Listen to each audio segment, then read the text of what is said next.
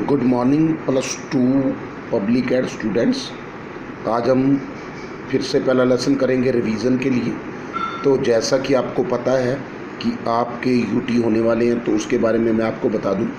जिस प्रकार आपकी स्क्रीन के ऊपर लिखा गया है, मुख्य कार्यपालिका की परिभाषा करें, और इसके अंदर एक चीज़ दी गई है आपको। अल्फ्रेड डी क्रेजिया भी दिखाई दे रहा है, डॉक्टर गार्नर भी दिखाई दे रहा है, और मुख्य कार्यपालिका का अर्थ भी दिखाई दे रहा है। इसके अंदर क्या चीज़ करनी है, क्वेश्चन हम कैसे बनाते हैं, उसके अंदर क्या चीज़ करती है कि इनकी परिभाषा ले लेते हैं। मान लीजिए कि डॉक्टर गार्नर ने परिभाषा करते हुए जो बात कही है वो आपकी स्क्रीन के ऊपर आप देखो। व्यापक तथा सामूहिक अर्थ में राज्य के सभी छोटे बड़े कर्मचारी शामिल हैं जो शासन में भाग लेते हैं। तो हम लोग ही कह देते हैं कि ये परिभाषा किसने दी है, तो उसके नीचे दिया गया होता है डॉक्टर गार्नर, या मान लीजिए उसके अंदर दो और किन्हीं लोगों का नाम दिया गया है। तो उनमें से आपने एक पर टिक करना है जो उसका ठीक होता है।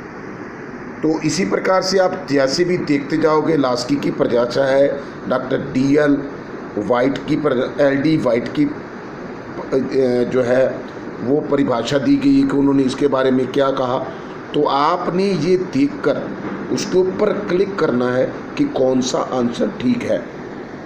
जैसे ही दिया गया है कि मुख्य कार्यपालिका शासन का महत्वपूर्ण अंग है, इसमें अगर हमने बना दिया कार्यपालिका शासन व्यवस्था का डैश है, तो आपने अंग, या मान लो उसके अंदर दिया गया अंग दिया गया, विधानमंडल दिया गया है, कार्यपालिका दिया गया, कुछ भी हमने नीचे लिख दिया है, तो आपने उसमें से देख कर लिखना है कि ये किसकी परिभाषा दी गई है।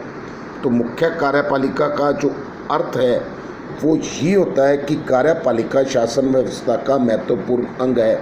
विधानमंडल के बनाए हुए कानूनों को कार्यपालिका लागू करती है।